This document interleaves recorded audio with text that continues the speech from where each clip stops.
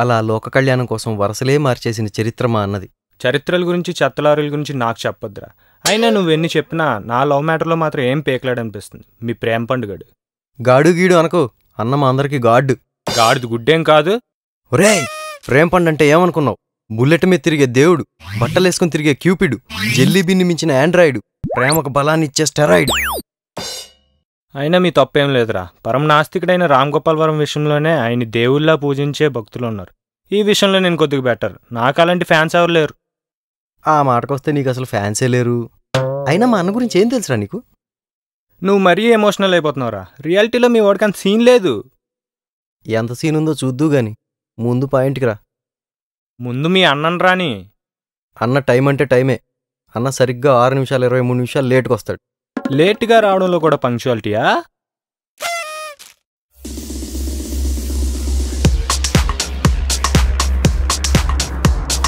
అదిగో అన్న మాటలోనే వచ్చాడు. దాన్న అన్నా, నీకోసం పార్టీని తీసుకొచ్చా. పార్టీ కాదురా, క్లయింట్. ఓ నలక్ కాని, వీడి పేరు కళ్యాణ్, నా చిన్నప్పుడు స్కూల్మేట్. చిన్నప్పుడు స్కూల్మేటు పెద్దప్పుడు స్కూల్మేట్ అనే ఉండదురా. చిన్నప్పుడే స్కూల్మేట్స్ ఉంటారు. పంచి అదిరిందిగా. నమస్తే సార్. సార్ ఎందుకులే, ఈడేజేగా. అలాగే అన్నా, నేను ఒక అమ్మాయిని ప్రేమించానన్నా. ఒక్క అమ్మాయిని ప్రేమిస్తేనే నా దగ్గరికి వస్తారు. 2-3 ప్రేమించారనుకో బార్కి వెళ్తారు. మరీ ఎక్కువైందనుకో హుస్సేన్ సాగర్ దగ్గరికి వెళ్తారు. హే, మళ్ళీ ఎరగదీశాడు పంచ్. సర్లే, వచ్చి చాలాసేపు అయినట్టుంది. అవునన్నా, ఇప్పటికి 7 సిగరెట్లు ఊదేశాడు. మీ తమ్ముడు సిగరెట్లు నువ్వు తిన్నావా? ఇంతకీ ఎవరా పాప? అనన్య మల్హోత్రా అని మీ కాలేజే. మళ్ళీ ఈ టిప్పుగాడు ఉన్న చోట ఉన్నాడు కదా, ఈసారి ఎలా ఎస్కేప్ అవ్వాలి? ఇరుక్కున్నాడు గురుడు. అమ్మ నా కళ్యాణం, మా అన్న నిరికిద్దామనా నీ ప్లాను? ఈ ప్రాబ్లం దాటితే మాత్రం ఆ అన్న నిజంగా దేవుడే. అంతగా ఏం నచ్చింది? సిటీలోనే అందరికన్నా అందమైన అమ్మాయి, అయినా కానీ అస్సలు పొగరు ఉండదు. ఎంత డీసెంట్గా ఉంటుంది. ప్రేమిస్తే అలాంటి అమ్మాయినే ప్రేమించాలి. ఇలాగే చాలామంది అనుకుంటున్నారుగా. అందుకే కదన్నా నీ దగ్గరికి వచ్చింది. నువ్వు తలుచుకుంటే ఏ అమ్మాయినా పడిపోద్దట కదా అని ఆడు చెప్పాడు. నేను నమ్మాను. నేను బుక్ అయ్యాను. ఇప్పుడు ఎలా స్పందించాలి? True strength lies in overcoming fears. పెద్ద ఆయన చాలా బాగా చెప్పాడు. ఏంటనయ్య అంత దీర్ఘంగా ఆలోచిస్తున్నావు? ఏం లేదు, నిన్నే చెప్పుతో కొడదామని. చెత్తనా డాష్గా అన్న స్టోరీ అంతా అనేసి ఇప్పుడు నాటకాలు ఆడుతున్నావా? ఈ మధ్య బక్కాడు వచ్చాడు, సేమ్ ఫిగర్.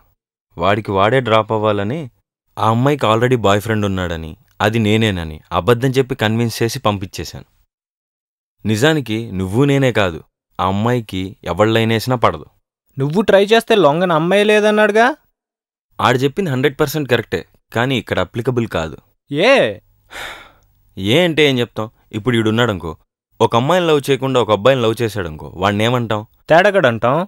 ఇంకా మా గాడే కాదంటాం. అక్కడికే వస్తున్నా. ఒక అబ్బాయి ఇంకో అబ్బాయిని లవ్ చేస్తే వాడు మొగాడు కాదంటాం. ఇప్పుడు ఈ పాయింట్ ఎందుకు వచ్చిందన్నా?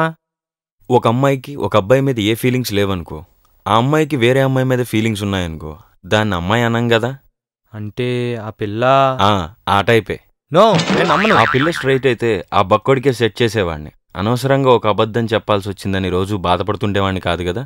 మనసులో ఇంత బాధ పెట్టుకుని పైకి మాత్రం ఇన్ని పంచ్ డైలాగులు ఎలా కొట్టగలుగుతున్నావు అన్నా? నిజంగా నా గుండె చెరువైపోయింది. నేను వెళ్ళి ఎండబెట్టుకుంటా. ఉంటా అన్నా.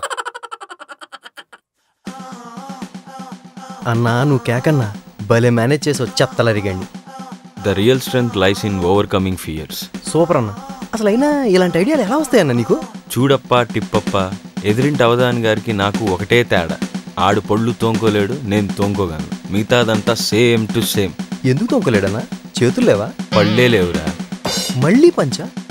ఆఖరి పంచి మంది అయితే ఆ కిక్కే వేరబ్బా. ఒక్కసారి మనం యాడ్ విను. ముందు ఇది చెప్పండి, అసలు మీరెవరినైనా ప్రేమించారా? పౌని ప్రేమించాలి అనుకుంటున్నారా?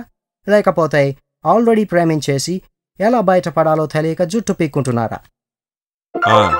ఆ మూడోవాడు మన దగ్గరికి రావాలంటే మొదటివాడిని రెండోవాడిని ఎంకరేజ్ చేయాలి కదా.